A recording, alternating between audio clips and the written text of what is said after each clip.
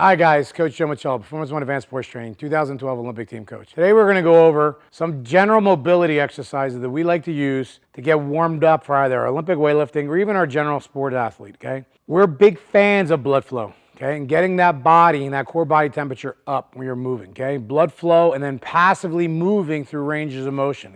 I'm a big fan of that in when I was competing as a wrestler, and I brought that over into my strength and conditioning, coaching, and also into my Olympic weightlifting. So we want to get that body warmed up for the activity. Now, does this need to be an hour? No. This could be after you do some type of general warm up, say like a little jog, a little bike ride, even some jump rope, or even getting in the sauna for a couple minutes. 5 to 10 minutes would be of just a general warm up. Again, to get that heart rate and that body temperature moving a little bit. Then from there, we want to have some type of passive range of motion, okay, to kind of loosen up the joints and the muscles that we're going to be using on that particular day.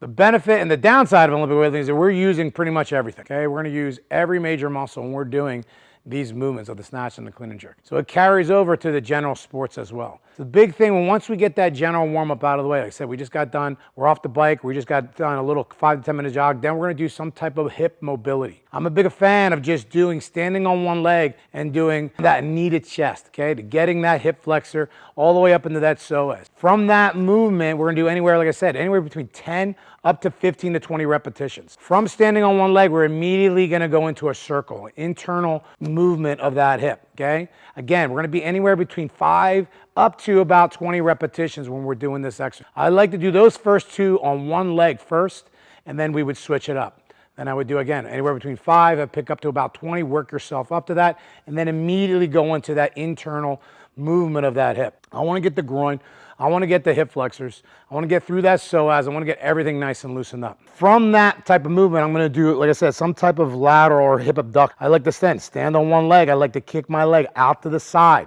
making sure that athlete has some type of control. We're just not going to just kick it without any type of control. They're standing on their leg. They're getting their feet activated. They're getting all the muscles in the leg they're standing on activated. Then they're working that glute med on the other side, okay? They're getting also into that groin. From that, we'll go right into kind of like a standing one-legged RDL, okay? Again, I'm constantly working that leg that I'm standing on, and now I'm getting this hip, and I'm getting the hamstring and the glute of that opposing leg. And then we'll switch it off to the other side. Again, anywhere between 5 up to 20 repetitions, and immediately going into another movement, okay? For our hips and our hamstrings. We're going into that movement. I like to get those hips, because if we like to work middle, out, okay? The center of the body, out. From there, I like to take a little bit of wider stance. Again, what I like to do is going to do almost like what we call a windmill. We're basically going to take our body down towards our legs, up and around. Anywhere between, again, 5, this one will do anywhere between 5 to 10 repetitions, one particular direction. Again, what we're doing is stressing the hips, shifting our weight to the in and the out of the side. When I go from the side angle, you see what I'm doing?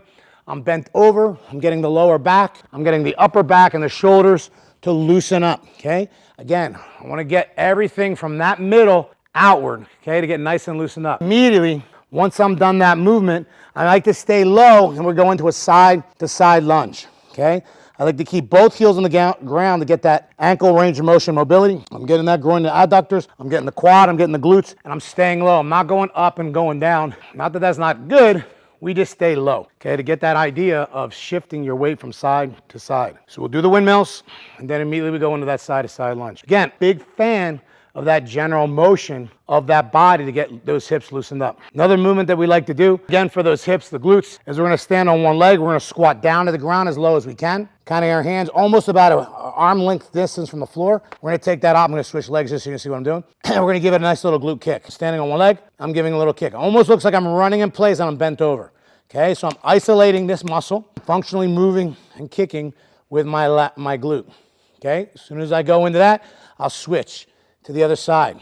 Again, anywhere between 5 up to 15 or 20 repetitions of this particular exercise. Once I get done with that particular exercise, we like to go into a stiff leg, almost hands touching the ground, and we like to go right into a back exercise. We're going to roll down, putting our hands almost on the ground, and we're going to roll up, because the glutes are already fired, the hamstrings are already fired, and now I'm going to get that lower back muscles and that hamstring all the way up. Okay, this one again, between 5 up to 20 repetitions. Big fan of doing these. Now, how many times do you have to do this? How many sets? Most of the time, you really only have to do 1 to 2 of these because your body's already warmed up. We're using this again as another little bit prepper that get us ready for the barbell. So we like doing that as a big movement. Again, working on that lower body first and foremost. Then we're going to work ourselves up to our arms. Big fan, again, of some type of movement of our shoulders. So we'll do some type of inward rotation of our shoulders, almost like we're a swimmer getting ready. Again, anywhere between a 5 up to about 20 repetition range of motion, and then we'll reverse it. Up and back. What I'm trying to do is get that shoulder to loosen up. I'm also trying to get my traps, upper and lower, to loosen up with that range of motion without moving my upper body tremendously. Once we've done, again, our range of motion from the front, we do our range of motion from the back, then we're going to go alternating. Front to back and then backwards, okay, with our range of motion. Again, we're getting that movement of the shoulder girdle, of that upper thoracic in play. From there, we like to go through some type of elbow rotation. We're going to go inward, and then we're going to go outward. We may even do some front to back ranges of motion like we're mimicking running, and also like we're doing like a curling motion. Okay, again, we want elbows especially to get loose. Inward, outward ranges of motion, front to back to throw those elbows and those shoulders in there. Finishing out with those wrists. In and out, up and down, open and closing. Okay, our hands. In and out, up and down, open and closing like we're grabbing. We like to finish off that with some type of neck roll, okay? 3 to 5 ranges of motion, front to back and side to side. Same thing, we're not using resistance, we're just getting everything loosened up. I can't tell you how many times people are warming up for their jerk and they've tweaked their neck.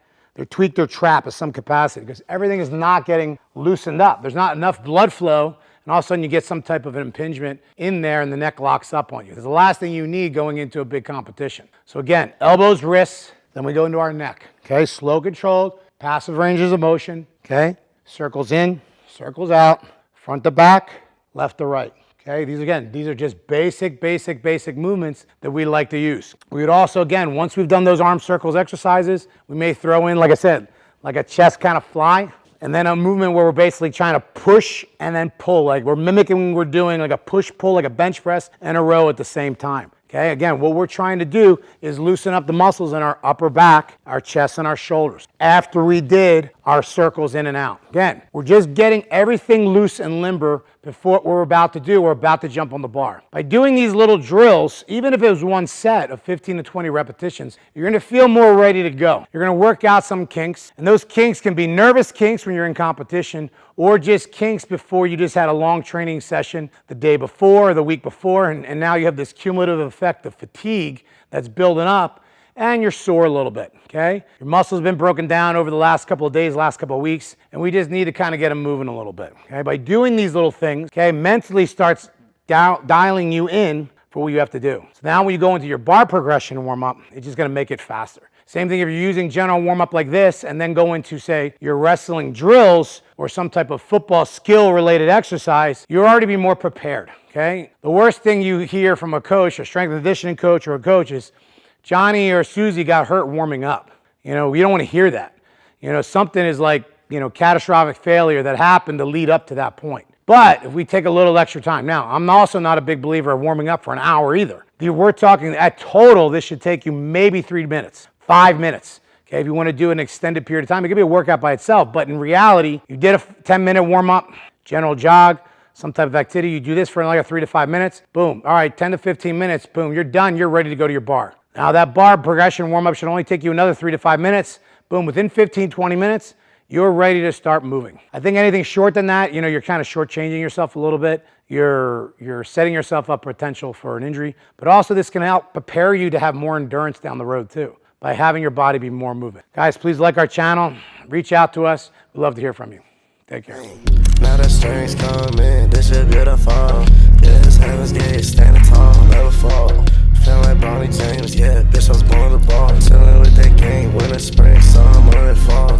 I got some homies on my side, I got the homies on my left, I got the homies on my right. I got the babies on my left, got the babies on my right. I got a whip on the left.